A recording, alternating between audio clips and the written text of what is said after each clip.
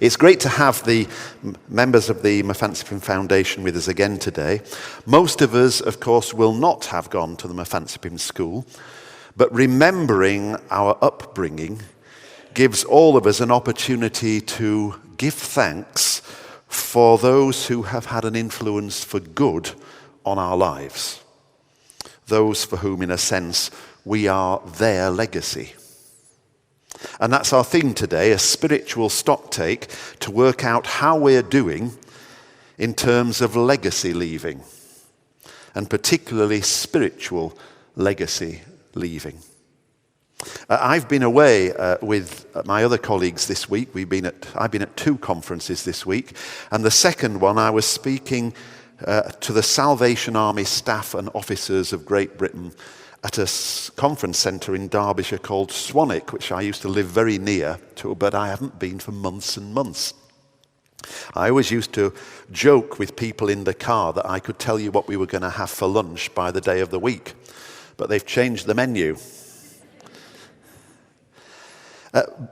I met there a number of people that I knew, and I share this story with some trepidation because it's too easy to get the wrong impression of why I'm telling it.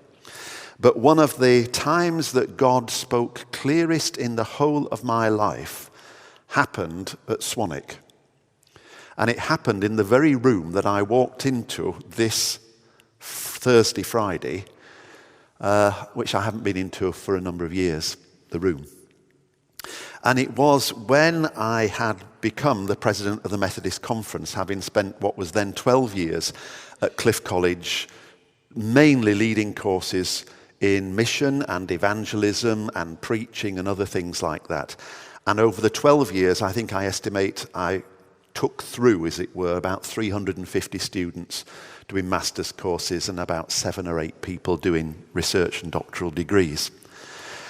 And then I became the president of the Methodist Conference, which is a 1-year thing, and it almost matches an academic year. So I just left all my books on the shelves and wrote a few more sermons.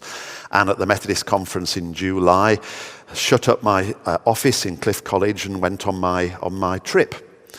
And I kept just 3 or 4 things in the diary that I'd had before I ever knew I was going to be elected the president. And one of those was to go to Swanwick Conference Centre and speak at the meeting of the Church of England and the Methodist and the URC Missioners Conference. It was in October. What I didn't know when I'd put it in the diary a year, 18 months previously, was that about 3-4 weeks prior to this conference, the Methodist Church was looking for the next General Secretary. And so I was encouraged to apply, and I applied, and I was appointed to that post, and no one knew about it because it wasn't able to be released at that time, on the Tuesday when I went to take this conference on the Friday. So I knew it, and no one else did apart from the interviewing panel. I have to tell you that as soon as I'd said, yes, I will do that, I got enormous cold feet. Have I done the right thing? What will happen now that I'm not going back to Cliff College? Have I been misled? I was really in a kind of quandary in my soul. And I was saying my prayers over those 3 days, Lord, give me some sort of sign that I've done right because it's not too late to give back word. And because Swanwick was 34 minutes away from my house, and I'd made the trip so often I could time it, and I knew I wasn't speaking till 11 o'clock, I left about 37 minutes to get there. Always on the last push. So I got in my car and went there, and unfortunately got behind a milk float. And it was even a bit nearer the bone and the time. And the person who was running the conference, who is now the Bishop of Liverpool, Paul Bayes, was stomping up and down the room, looking at his watch. And as I pulled up in the car, a palpable look of relief came over his face. He said, thank goodness you've turned up. I thought I was going to have to do it myself. And I followed him into this room where they were watching a video just about to start the session. The lights were down. I went to the front. I got my paper out. Paul Bayes, still with the lights down, came to the podium. He said, everybody, you'll be delighted to know our next speaker has arrived, and most of you might know this is Martyn Atkins, who's the president of the Methodist Conference. And I got there, got my paper out, and the lights came up. And for the first time, I saw the 130, 40, 50 people in front of me. And in a split second, I took them in and was completely overwhelmed, because at least a third, possibly even more than a third, of the missioners in the room working for the Methodist and the Church of England and the URC Church had been my students over the previous 12 years. And in that split second, God said to me, "This is your legacy. Now move on." Now, I don't tell that story for personal pride, because it reduced me to tears. It was, for me, in a kind of am I doing right time, a way in which God gave me assurance.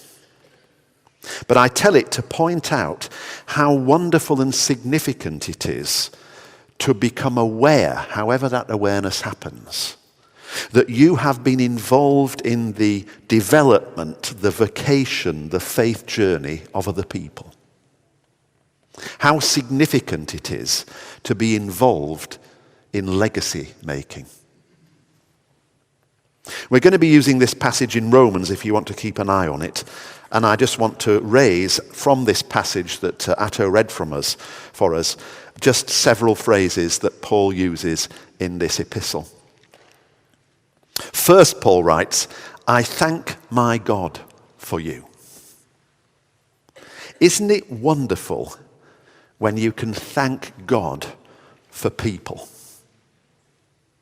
You think of them, and just thinking about them, you smile, your heart becomes a little lighter, you feel a little bit more confident, you resolve to be a better human being, you get a lift. Parents, teachers, workmates, friends, relatives, strangers.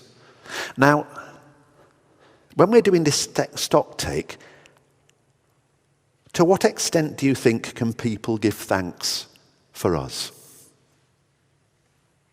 The first thing Paul writes to this church is, "I thank God for you."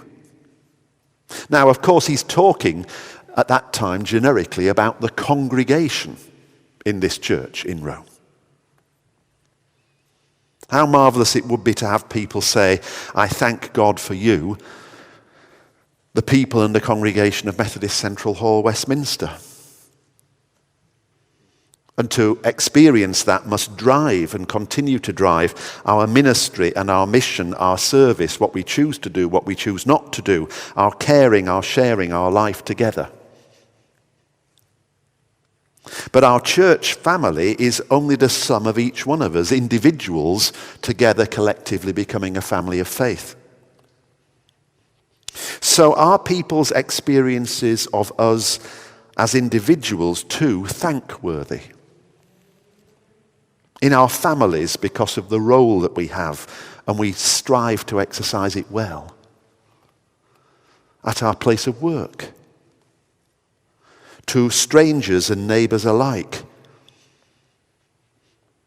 Can people give thanks with good cause for us because we do what we say we'll do and we do it as well as we can? But we've not got to the right reading of the sentence yet. Paul writes, "I give thanks to you for your faith." And it was not the wealth of the Roman Christians. It wasn't their power, their fine clothes, their cars, their large businesses, their beautiful homes, their princely entertainments, which were proclaimed everywhere.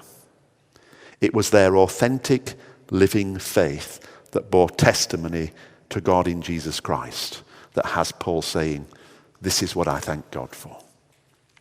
So when we're taking the spiritual stocktake, we must ask ourselves that gritty question: how many people have just cause to give thanks because of our faith in Jesus Christ? Paul says, "Without ceasing, I mention you always in my prayers." Do we genuinely pray for people? I know folk who set their alarm clock early each day and spend time in prayer before they do anything else, while the rest of us and most of us lie in bed.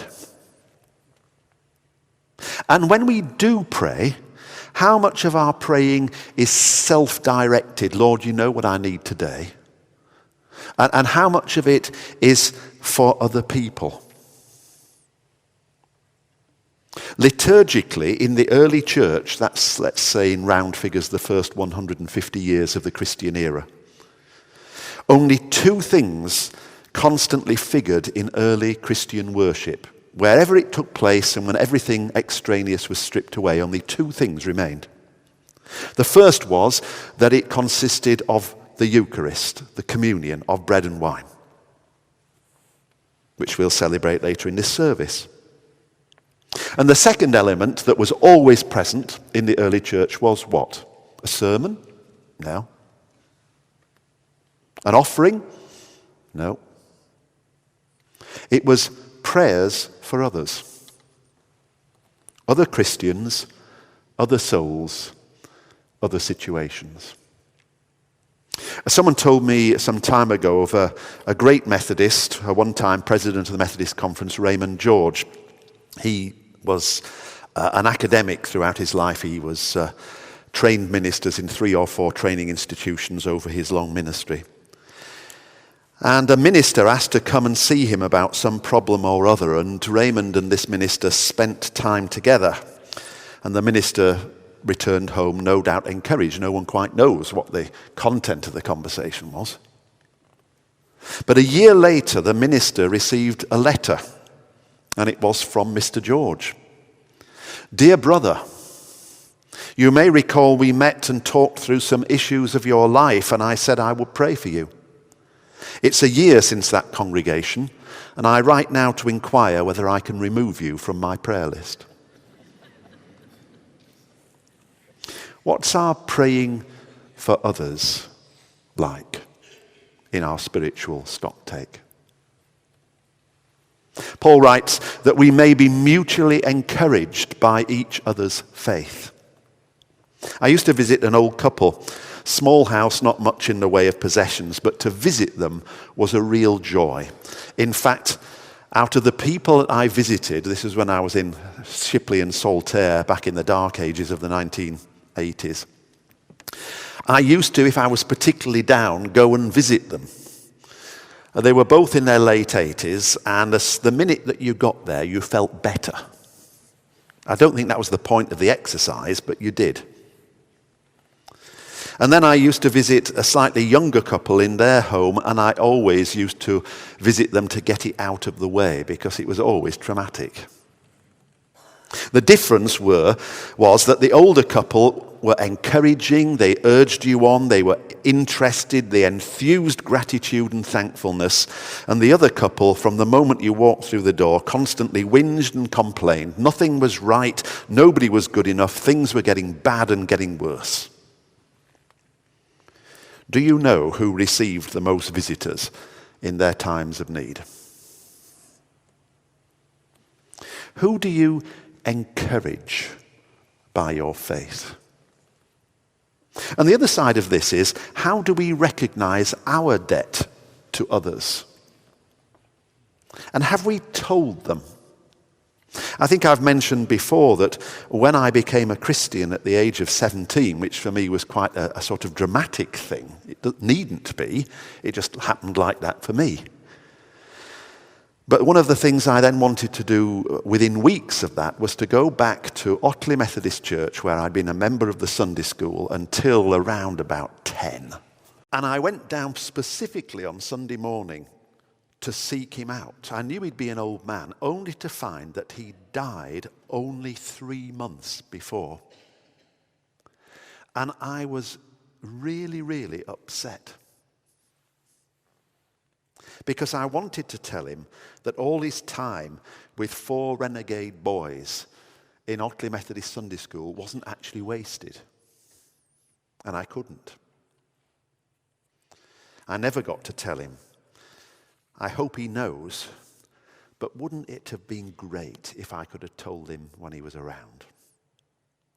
It's like Mike and the Mechanics in that great song, The Living Years, said, I wish I could have told him in the living years. Now today we've got the Methodist connection of our debt to other people, and writ large in our own lives there'll be other examples. And I urge you, if you forget all else out of this meandering sermon this morning, if there is still time, if the person's there to be told on the telephone or in this church or somewhere else, even today, before they disappear or we disappear, why don't you contact them and say, do you know what an encouragement you've been to me? I desire, says Paul, to reap some harvest among you. This idea of producing a harvest, I'll come among you in order that together we can. Are we passing on the baton? Are we sharing knowledge and faith and gifts? People in Methodism rather romantically lament the passing of the class system in its proper form.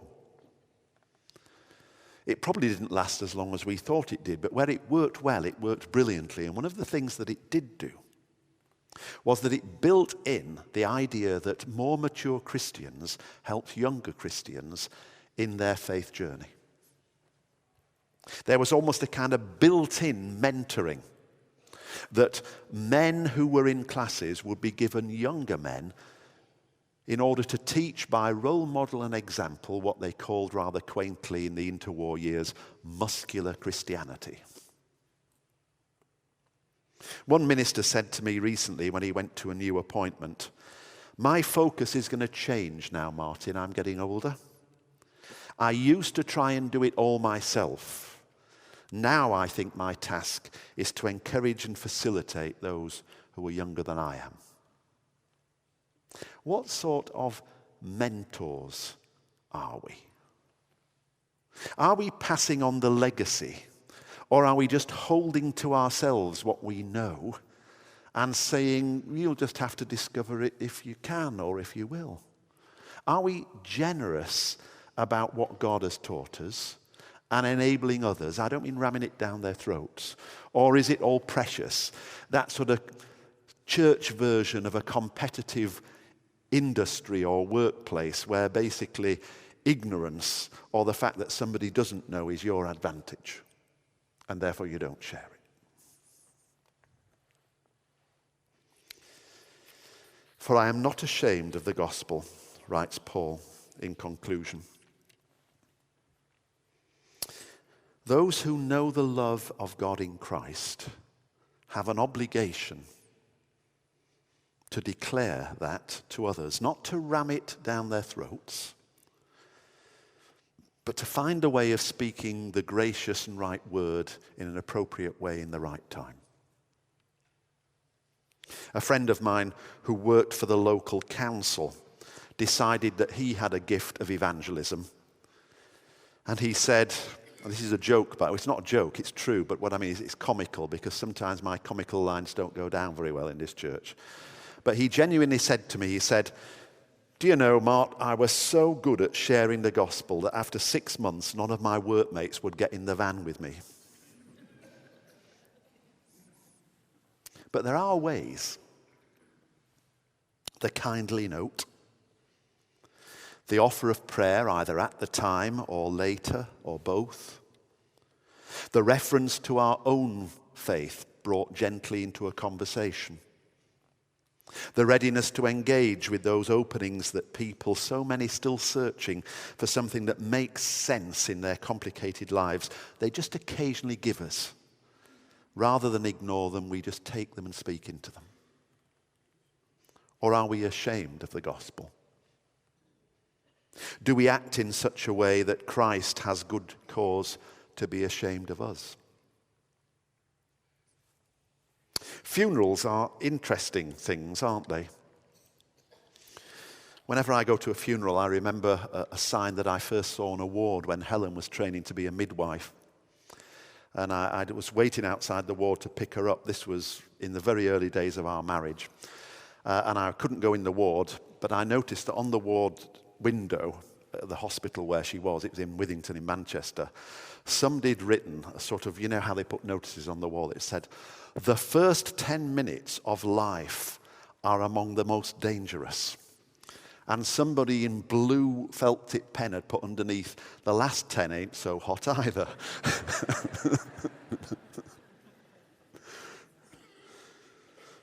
Funerals. My son listened to another string of eulogies of some famous person dying recently. And then he sat there and he said, seems that nobody but brilliant, wonderful people ever die. They're always a wonderful mother, or had a fantastic sense of humor, or they were patient to the last. Clearly, Dad, the dour self-serving scoundrels never die. And it's true.